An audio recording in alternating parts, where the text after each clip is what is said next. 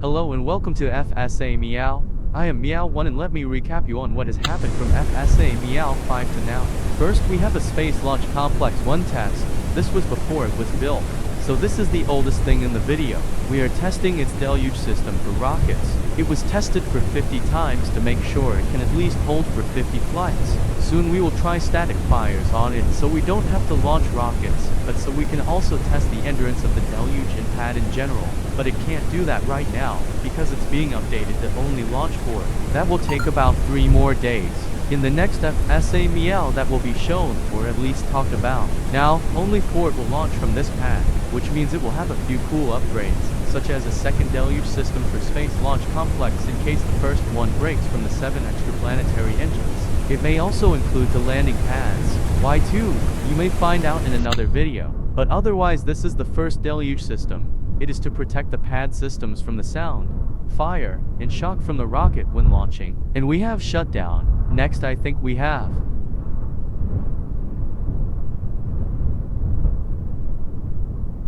FSA Space Station Module Fabrication. Now we are going to see the very secretive fabrication of FSA Space Station modules. Enjoy! This module will be launched on I think the next, or the one after the next FSA reusable rocket. It will separate and then dock to the station. After that we will send up the next module hopefully on Shuttle FSA Block 2. Then we will send the first crew up on the capsule. We will have that crew weld the modules together and then it will be official. FSA Space Station's early development will come to an end, then we will make it a little bigger. It's going to be bigger, but that's all a few launches away. With FSA reusable rocket operational we will most certainly get these done fast. Now we are adding the reaction control system or RCS thrusters. Now these will help it dock to the space station, so it can at least stay together for a short period of time. But for it to be structurally sound, you need to weld these together. The module on the very bottom is for capsules to dock to, so they will go to orbit and dock to the station using this module. You guys haven't seen the capsule with the docking port, I think, but you will very soon. Now I forgot to mention that we are going to send a resupply capsule.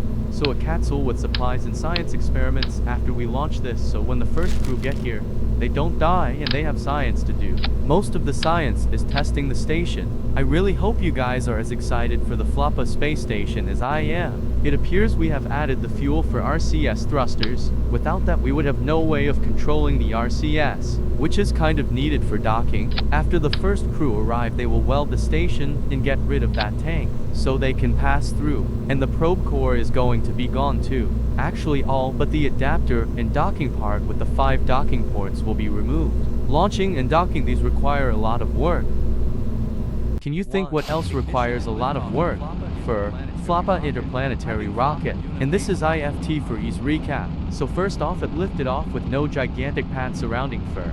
It was removed as a test to see if we needed it, and we did not. So expect more launches like that. First it lifted off 30 minutes into the window with Gateway version 2 on its second flight. After liftoff and a little pitch over we reached max Q or maximum aerodynamic pressure. This point stresses the vehicle the most. Now FSA has been through this many times. 3 times before this for V6. After max Q we kept flying and some tests were actually preformed on the vehicle internally. We attempted a propellant transfer from Gateway, the booster to FSA, the second stage, and then reverse that. This will be useful for our plans to redact it anyways. This test was successful and helped further our knowledge on this vehicle. Now, while all of that news is reported, and we have a little time before the next clip, this is the perfect time to ask all the YouTuber things. So like and subscribe if you liked it or loved it. My problem is getting you people to comment, so do that as well. Alright, now to the next part.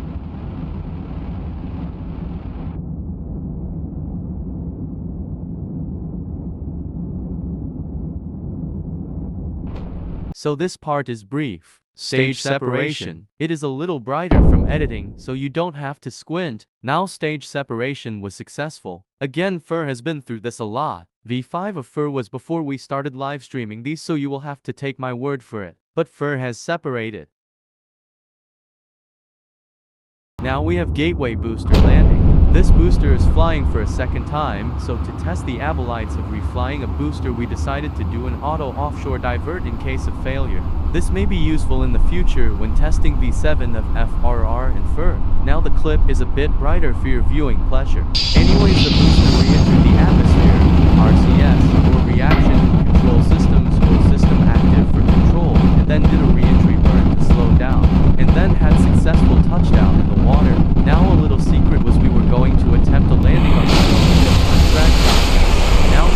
part. Yes, for interplanetary burn. Now, this is where the rocket reignites its engines to burn to another planet. In this case, we are heading to Duna. Duna is our primary focus as it is the easiest one to redact it. The clip kind of speaks for itself, so I'm going to let you enjoy this.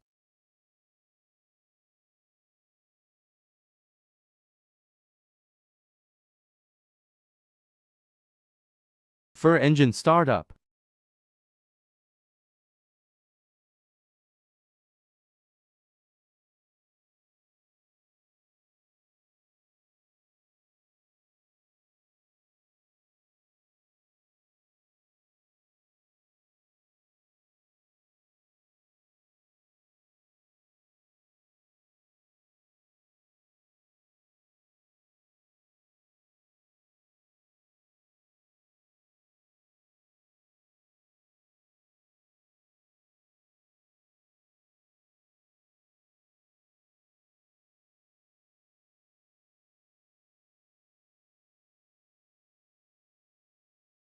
Now you may be wondering, am I rewatching the same clip again?